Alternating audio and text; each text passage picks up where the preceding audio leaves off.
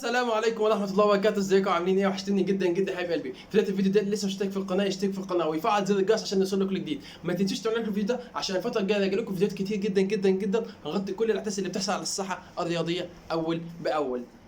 الأهلي يضرب الرجاء بثنائية ويضع قدما في نصف نهائي دوري أبطال أفريقيا، لكن أنا بقول كلام عكس ده، بقول الكلام لسه في الملعب. المباراة لم تنتهي بعد. رسالة إلى لاعبي النادي الأهلي، المباراة لم تنتهي بعد. المباراة لسه ما خلصتش. المباراة لسه في الملعب لحد دلوقتي.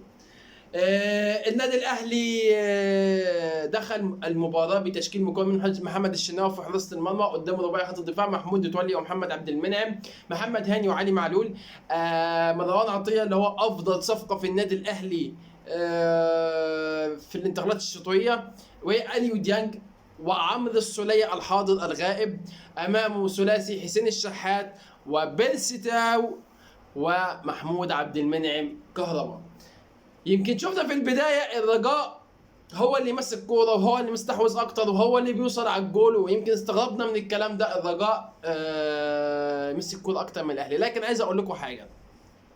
مستر مارسيل كولر اتعلم خلاص، اتعلم افريقيا بتتعامل ازاي، يعني اتعلم ازاي يتعامل في افريقيا.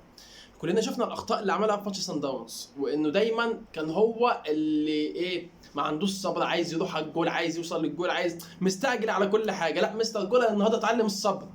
مستر كولر النهارده اتعلم ازاي يستقبل اللاعب. مستر كولر النهارده نازل وحاطط في دماغه انا ما يدخلش فيا اهداف، يمكن شفنا ده بعد الهدف الاول للنادي الاهلي. كان كل هم النادي الاهلي ولعيبه النادي الاهلي ومستر ناصر كولر ان المباراه تطلع 1-0 افضل ما تطلع 2-1.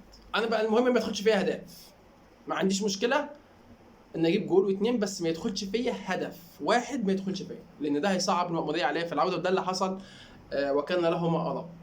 فمستر مارسيل كولر اتعلم من اخطائه. يمكن احنا شفنا الاهلي حاول يضغط شويه بعد اول 10 دقائق وبدا يمسك الكوره والكلام ده كله، لكن عشان اكون محق ومنصف الرجاء كانت فرصه اخطر، ولولا تألق محمد الشناوي كان ممكن الشوط الاول، يعني قبل هدف محمد عبد المنعم، كان ممكن يبقى 1-0 1-0 للرجاء على الاقل. يمكن كابتن محمد الشناوي شال فرصتين ثلاثه اهداف محققه. وقلت قبل كده عوده مستوى محمد الشناوي لمستواه الطبيعي المعهود، افضل حارس في افريقيا وافضل حارس في مصر، هيفرق جدا جدا جدا مع النادي الاهلي ومع تيم النادي الاهلي، لان زي ما احنا بنقول الحارس هو نص الفريق. ده طبيعي. يمكن اخطر فرصه كانت للنادي الاهلي في الشوط الاول هي فرصه كهربا اللي جت جول، لكن الحكم حسبها هدف. الحكم حسبها تسلل، طبعا تسلل صحيح مليون في المية. الاهلي كان ليه ضربه جزاء في الشوط الاول، الحكم السوداني تغاضى عنها بطريقه شديده جدا جدا، وحتى لو الحكم السوداني تغاضى عنها انا مش فاهم حكام الفيديو ما شافوهاش ازاي. يعني انا والمصحف حصل ايرور في دماغي. يعني الكرة نزل مدافع الرجاء على الارض وخدها كده، حب ياخدها بدماغه وخدها بايده.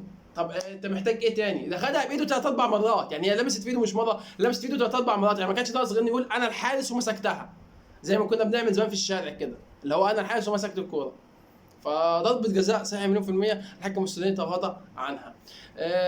بعد كده مفيش أي فرصة النادي الأهلي خطف الشوط الأول غير كورة محمد عبد المنعم اللي كانت في نهاية الشوط الأول. حسين الشحات صنع كورة لعلي معلول، علي معلول اللي بيعمل أسرع دليفري في مصر طبعا، وأفضل لاعب في النادي الأهلي، يمكن أكتر لاعب محافظ على مستواه شوية في آخر في الفترة الأخيرة هو علي معلول. علي معلول اللي بيعمل اوفرلاب ممتاز لمحمد عبد المنعم، محمد عبد المنعم بيحط رأسية، محمد عبد المنعم بيحط رأسية ممتازة لتسكن شباك الرجاء، وينتهي الشوط الاول بتقدم النادي الاهلي 1-0.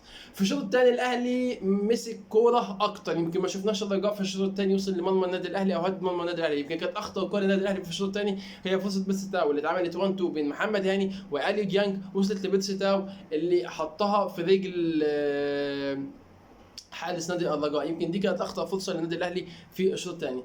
كلنا كنا بنطالب، او الناس اللي بتفهم كوره كانت بتطالب بنزول حمدي فتحي. ليه؟ لان حمدي فتحي بيعمل الزياده الهجوميه، انه بيسقط خلف الدفاعات، وطبعا دفاع الرجاء هو يعني دفاع ضعيف جدا جدا، ممكن بيتضرب بسهوله في الكرات العاليه.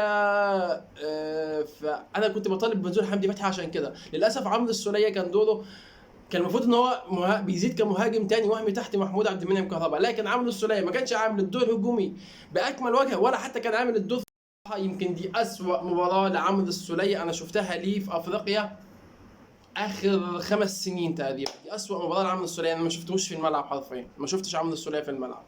فكان لازم يطلعوا فعلا.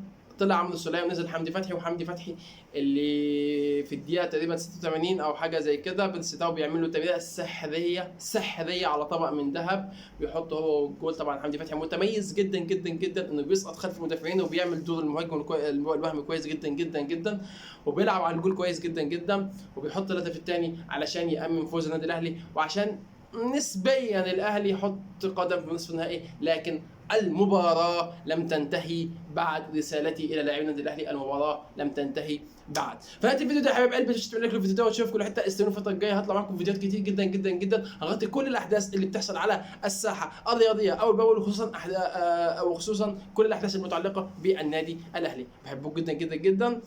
السلام عليكم.